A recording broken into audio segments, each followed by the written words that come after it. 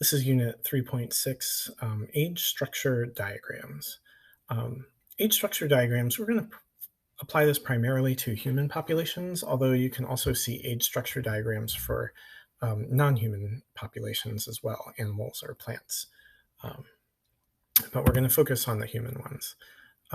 So factors that influence populations include population size, like how big the population is already, birth and death rates, right, where birth rates increase and death rates decrease the population, fertility, like how many offspring individuals are having in that population, life expectancy, like how long they're living, and then migration, whether they're individuals entering or leaving the population as well. So an age structure talks about how many individuals of different ages there are within a population. And like I said, we're going to focus on human populations here. So it shows the proportion of individuals at various ages.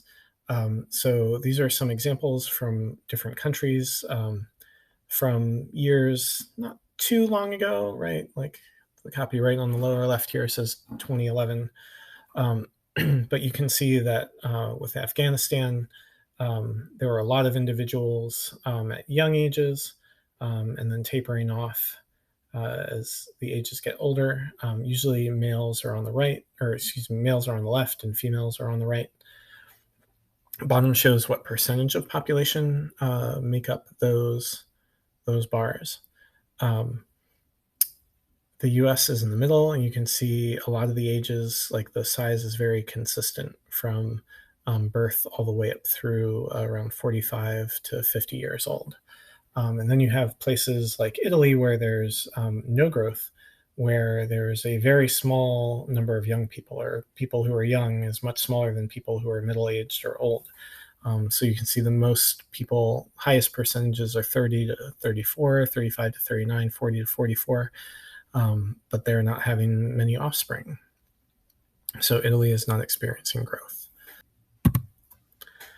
So we identify three stages within an individual's life. And for humans, we're going to show you these ages primarily. So there's a pre-reproductive stage, right? So individuals who are 0 to 14 are considered pre-reproductive generally.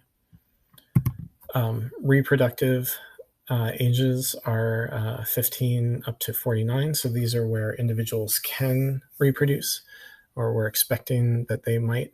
Now, remember, this is not just the US, right? There are other countries.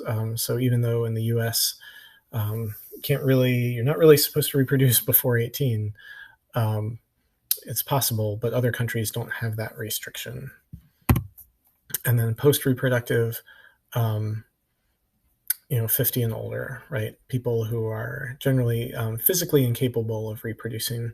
Now, we'll say that this does affect women more than men. Like in theory, men can reproduce even when they're older. It's just not advisable for a lot of reasons.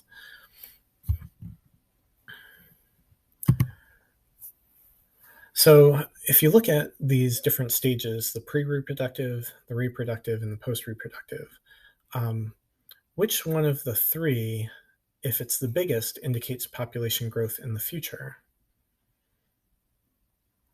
So you should say that a pre-reproductive, being the largest, indicates population growth in the future, because as those individuals enter reproductive, the reproductive stage, it's a pretty large group of people. So that would indicate population growth.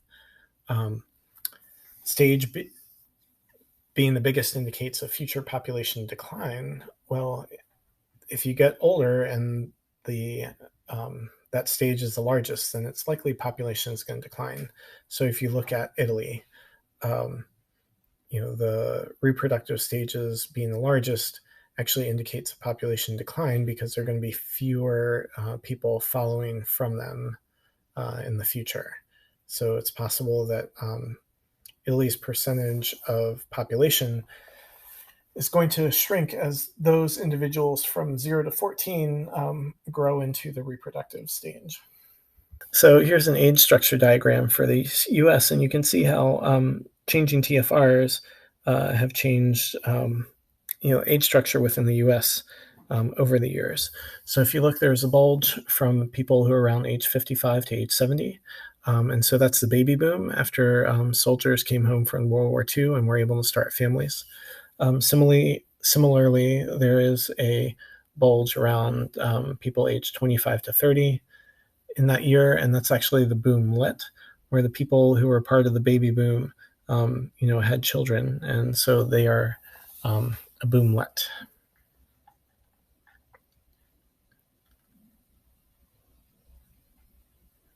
So here we see the end of World War II. That's when those people were born. There's the baby boom.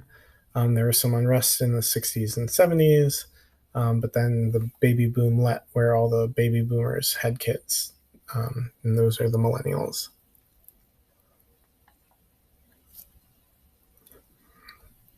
Sometimes you can have really weird population diagrams. Um, for example, Middle Eastern countries often have lopsided pyramids like this.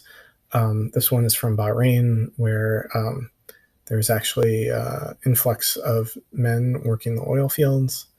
Um, Here's a county in Pennsylvania. Like, what is going on here? Why is the 20 to 24 bracket so much larger than the rest of the age groups? Um, so if you know something about Pennsylvania, you know this is where Penn State is, and that's why there's so many 20 to 24-year-olds. There's also a population pyramid of Ouray County, and this is a county where a lot of people retire. So you see really large age structures starting around age 50, going up to age 74. Christian County, Kentucky. Again, we have this huge number of men from 20 to 29, but this isn't because of construction.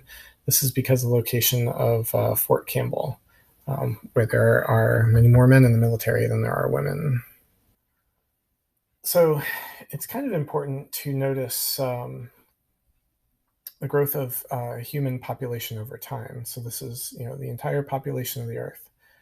And you can see that around the year 1000, or was probably human population that was in maybe a couple of 100 million, as they developed metal plows, that started increasing population, better agriculture.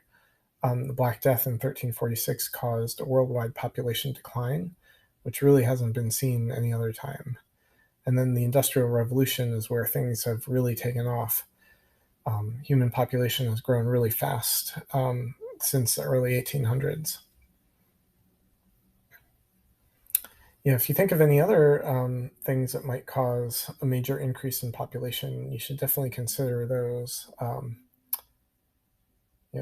Think of antibiotics being developed in the early 20th century, things like that cause an increase in the human population.